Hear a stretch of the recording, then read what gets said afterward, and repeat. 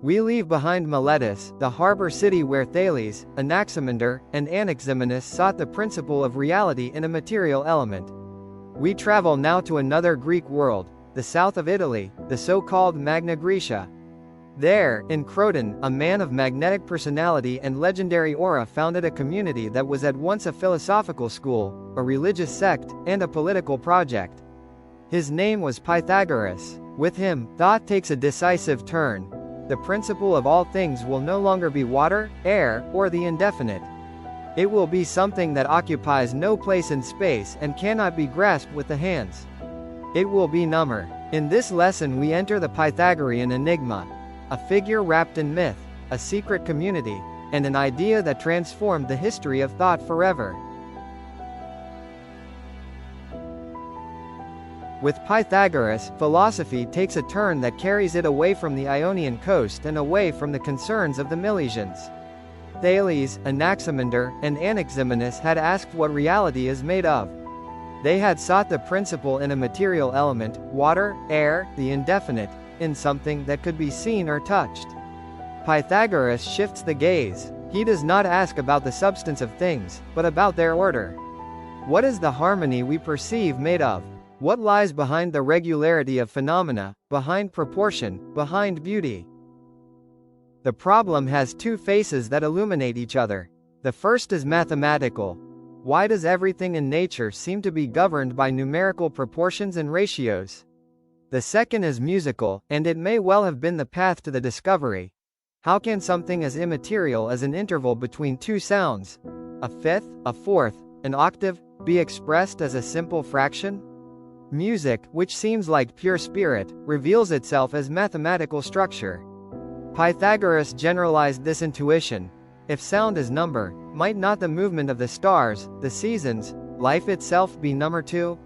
The Milesian question about matter gives way to a new question. What is the form of the world? The principle will no longer be an element. It will be a relation. The study of Pythagoras confronts a hermeneutical problem even more acute than that of the Milesians. Pythagoras not only left nothing in writing, he founded a community that practiced secrecy. The Pythagoreans took vows of silence. The master's doctrines were transmitted orally, from initiate to initiate, and were not committed to writing until generations later. What we know of him reaches us, therefore, through a double filter: the secrecy of his school and the later authors who transformed him into a legendary figure.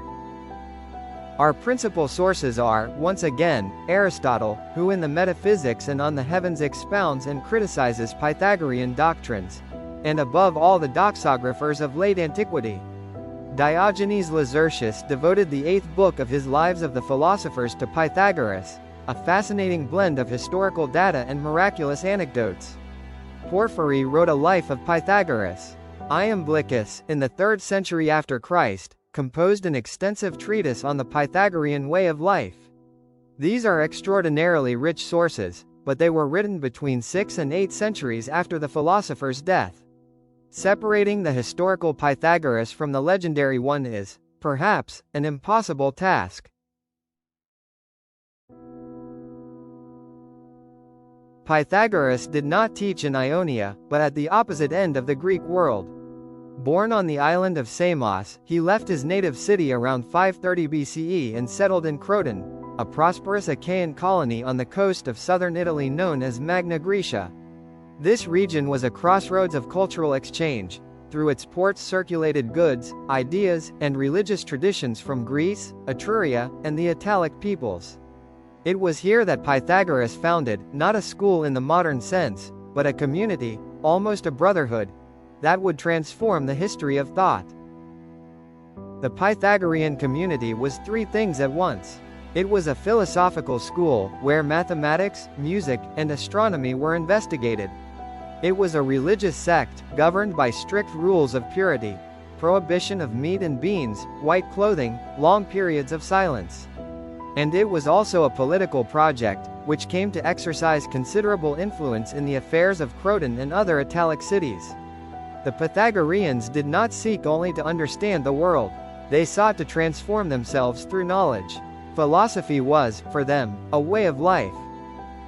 Where did these ideas come from? Ancient tradition credits Pythagoras with extensive travels through Egypt and Babylon, where he is said to have learned geometry, astronomy, and doctrines of the soul. It is hard to disentangle history from legend, but one influence seems certain: Orphism. The Orphics believed in the transmigration of souls, metempsychosis, and in the need to purify the soul through rites and ascetic living. Pythagoras took up these beliefs and transformed them into something new. Purification is achieved not only through cult but through knowledge. Mathematics, music, and philosophy were, for the Pythagoreans, paths to salvation. We have reached the doctrinal core of Pythagoreanism. We possess no verbatim words of Pythagoras, but we do have the decisive testimony of Aristotle in the first book of the Metaphysics. It reads, "The so-called Pythagoreans, having been the first to devote themselves to mathematics, advanced them, and nurtured on them, believed that their principles were the principles of all things." This sentence, sober as it sounds, contains an intellectual revolution of the first order. What the Pythagoreans are saying is that numbers are not tools we invent to count the world. They are the world. What does it mean, exactly, that numbers are the principles of all things? To grasp this, we must shed our modern conception of number as mere abstract quantity. For the Pythagoreans, numbers possessed reality, body, qualities. 1 was the point, 2 the line, 3 the surface, 4 the solid. The decad or tetractys, the sum of the first 4 numbers, was sacred. It contained within itself all possible proportions. Numbers were not symbols representing reality. They were reality itself, in its deepest structure. Each thing is a number because each thing is a determinate arrangement of units, a determinate proportion, a determinate harmony. How did they arrive at this conviction? Tradition points to a specific discovery, that of musical proportions. Pythagoras, or his disciples, observed that the intervals that produce consonances, the octave, the fifth, the fourth, correspond to simple numerical ratios. Something as immaterial and ethereal as the beauty of a sound could be expressed as a fraction. If music is number, they reasoned, why should not everything else be? The movement of the stars, the succession of the seasons, the shape of living beings. What the senses perceive as qualities, beauty, harmony, order, is nothing other than the sensible manifestation of an underlying mathematical structure. With Pythagoreanism, philosophy inaugurates a new kind of principle. The water of Thales, the apeiron of Anaximander, the air of Anaximenes were all material elements. They occupied a place in space. They could be seen, touched, or at least imagined in bodily terms. Number is none of these things. Number is not a thing among things. It is a relation, a structure, a form. By situating number as the principle, the Pythagoreans shift the philosophical gaze away from matter and toward order, away from substance and toward form, away from what things are and toward how they are arranged. Philosophy's question ceases to be only, what is the world made of? And begins also to be, how is it organized?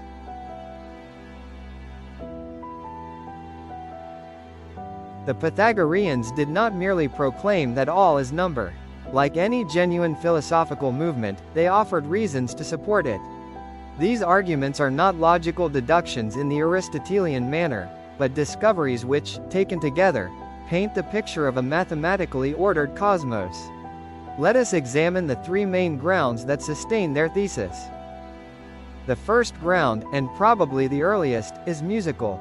Tradition relates that Pythagoras, passing by a smithy, noticed that the hammers produced consonant sounds when their weights stood in certain proportions. Anecdote aside, the discovery stands. The intervals that produce the octave, the fifth, and the fourth, the fundamental consonances, correspond to simple numerical ratios. If the beauty of a sound, something purely qualitative, could be reduced to a fraction, might not the same hold for all the orders and harmonies we perceive? Number was not an empty abstraction. It was the explanatory ground of the qualitative. The second ground is astronomical. The movements of the heavenly bodies are regular and predictable. The sun, moon, and planets shift with a periodicity that can only be expressed through numbers. But the Pythagoreans went further. If celestial bodies move according to fixed proportions, they reasoned, their velocities must correspond to musical intervals. Each planet produces a tone proportional to its distance and speed. The whole forms a scale, a harmony inaudible to us because we have heard it since birth, but real nonetheless, the music of the spheres. The cosmos is not merely ordered, it is silent music. The third ground is strictly mathematical. For the Pythagoreans, numbers were not featureless abstractions. 1 corresponds to the point, 2 to the line, 3 to the surface, 4 to the solid. The sum of these first 4 numbers, the celebrated tetracties, totaling 10, was sacred to them, and they swore oaths by it. It contained within itself all possible proportions, the octave, the fifth, the fourth, the harmonic and arithmetic means. Numbers did not merely count reality. They generated it. From number arose space, from space the shapes, from the shapes the elements, from the elements the whole cosmos. The tetracties was the generative principle of the universe. To hold that number as the principle of all things was no merely theoretical gesture.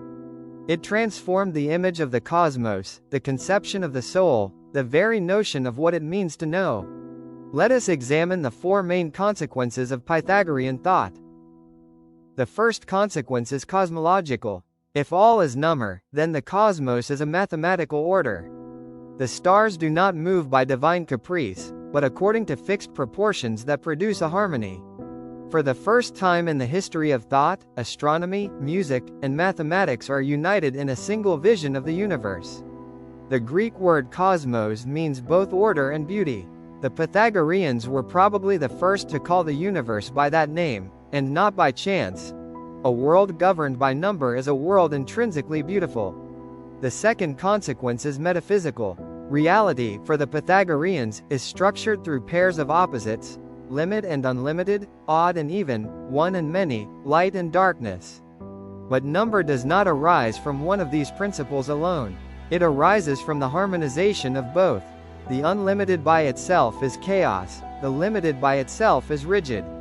Number is born from their union, as harmony is born from the tension between high and low. Philosophy thus discovers that form, relation, proportion, is more fundamental than matter. The third consequence concerns the human soul. If the cosmos is governed by number, so too is the soul. The Pythagoreans conceived the soul as a harmony of the body, a numerical structure which, like the stars, is subject to an order. Its fate depends not on the arbitrary will of the gods, but on an impersonal cosmic law. The doctrine of transmigration, metempsychosis, expressed this regularity. The soul does not die, but is reborn in different bodies according to ordered cycles. Purification is not attained through sacrifice, but through knowledge. To grasp the mathematical structure of the universe is to prepare the soul for its return to the order from which it came. The fourth consequence is epistemological. If reality is number, then to know is no longer to observe nature in the Milesian manner, nor to listen to mythic narratives in the traditional manner. To know is to discover the mathematical relations underlying phenomena. Mathematics becomes the royal road to truth. This idea, which the Pythagoreans were the first to formulate, will run through centuries of philosophy and science. Galileo will say that the book of nature is written in mathematical characters. Plato will have inscribed at the entrance of his academy, "Let no one enter who does not know geometry." Both ideas have their origin in the Pythagorean intuition that number is the principle of all things. Interpreting Pythagoras runs up against obstacles that make it one of the most difficult tasks in all of ancient philosophy. The first is the problem of authorship. Given the school's secrecy, it is almost impossible to distinguish what Pythagoras himself taught from what his disciples added over 2 centuries of oral transmission. The second problem concerns the meaning of his central thesis. In what precise sense is number the principle of all things? Aristotle himself offers 2 different readings. The Pythagoreans said that things are numbers, or else that things imitate numbers. The difference is not trivial, and the testimonies do not allow us to settle it. The third problem touches on the very nature of Pythagoras as a historical figure. The sources present us with a man who is at once the first mathematician in the modern sense and a religious leader who taught the transmigration of souls and forbade the eating of beans. How were these two faces connected? Was mathematics a path to spiritual purification, or were they two independent activities? Finally, there is the problem of legend. Pythagoras is credited with miracles, initiatory journeys to Egypt and Babylon, and even a golden thigh. Separating history from hagiography is, in his case, a task that has occupied generations of scholars and that will probably never receive a definitive answer.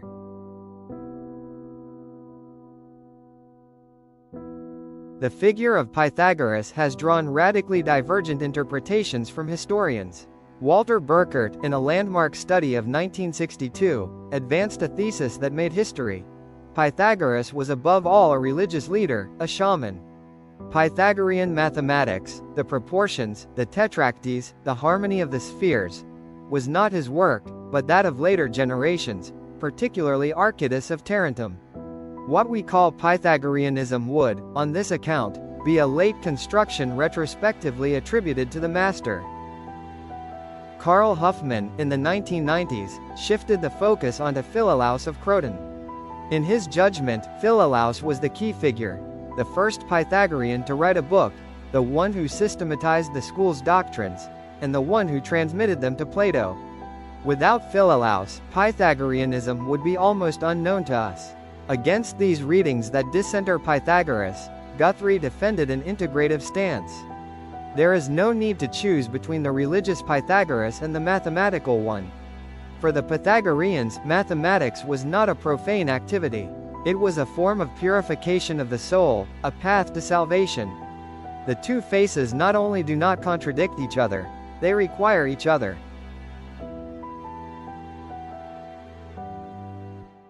We have reached the end of our lesson on Pythagoras and Pythagoreanism. 3 points deserve to be held onto. The first is the turn his thought impressed upon philosophy. With the Milesians, the principle was always a material element: water, air, the indefinite. Pythagoras shifts the gaze towards something radically different. Number is not a thing. It is a relation, a proportion, a structure. Philosophy ceases to ask only what the world is made of and begins to ask how it is ordered.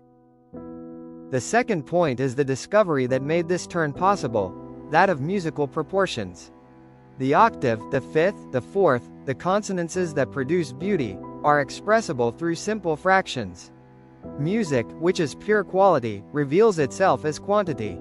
If sound is number, the Pythagoreans reasoned, then so must be the stars, the seasons, the soul itself. The harmony of the spheres is not a poetic metaphor. It is the conviction that the entire cosmos is woven from mathematical proportions. The third point is that Pythagoreanism was far more than a theory. It was a way of life, a community bound by rules, silences, and a project of personal transformation. Mathematics was studied neither for utility nor for curiosity. It was studied to purify the soul, to attune it to the order of the universe. To know was to be saved. That is why we close with this thought. Pythagoras taught that the order of the world is not an ineffable mystery. It is a proportion that can be grasped. And in doing so, he opened a path that would lead, centuries later, to Galileo, to Kepler, to the very idea that nature is written in mathematical language.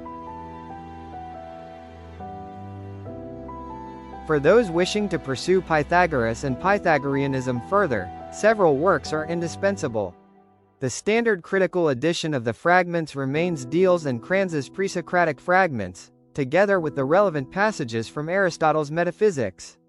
As for secondary literature, Walter Burkert's Lore and Science in Ancient Pythagoreanism, published in 1962, revolutionized the field and remains essential reading. Carl Huffman's monumental Philolaus of Croton of 1993 reshaped our understanding of the Pythagorean tradition from the ground up. Alongside these stand the first volume of Guthrie's History of Greek Philosophy and the invaluable collaborative volume by Kirk, Raven, and Schofield.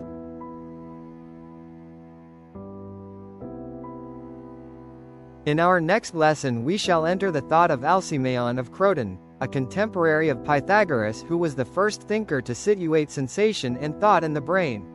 a brief but important figure in the Pythagorean tradition. I hope you will join us there. Thank you for your attention. Until next time.